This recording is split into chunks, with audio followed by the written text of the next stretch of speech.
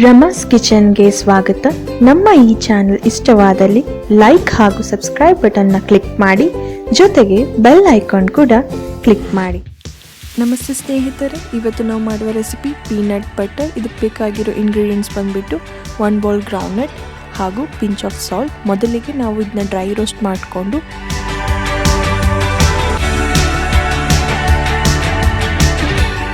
Roast ಆಗಿರೋ ಗ್ರೌಂಡ್ನಟ್ಸ್ನ ನಾವು ಇವಾಗ ಒಂದು ಮಿಕ್ಸಿ ಜಾರಲ್ಲಿ ಸ್ಕಿನ್ ಪೀಲ್ ಮಾಡ್ಕೊಂಡು ಇಟ್ಕೊಂಡಿದ್ದೀವಿ. ನೀವು ನೋಡ್ತಿರ್ಬೋದು.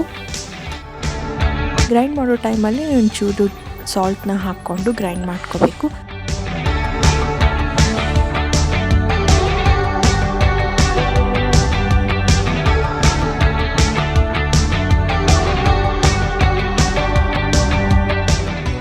ಎರಡು ಬಾರಿ ಗ್ರೈಂಡ್ ಮಾಡಿದ ನಂತರ ಫೈನ್ ಪೌಡರ್ ಫಾರ್ಮಲ್ಲಿ ಆಗುತ್ತೆ. ಆ ಫೈನ್ ಪೌಡರ್ ಆದ ನಂತರ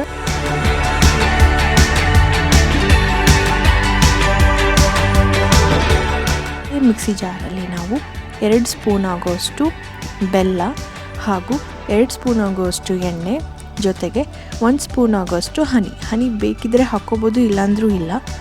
ಆ ನಂತರ ಇದನ್ನ ಮತ್ತೊಮ್ಮೆ ನಾವು ಗ್ರೈಂಡ್ ಮಾಡಬೇಕಾಗತ್ತೆ. 1 ನಿಮಿಷ 2 ನಿಮಿಷ ಮಟ್ಟ ಗ್ರೈಂಡ್ ಮಾಡಬೇಕು, ನಿಮಗೆ ಸ್ಮೂತ್ ಟೆಕ್ಸ್ಚರ್ ಬರೋ ಮಟ್ಟ.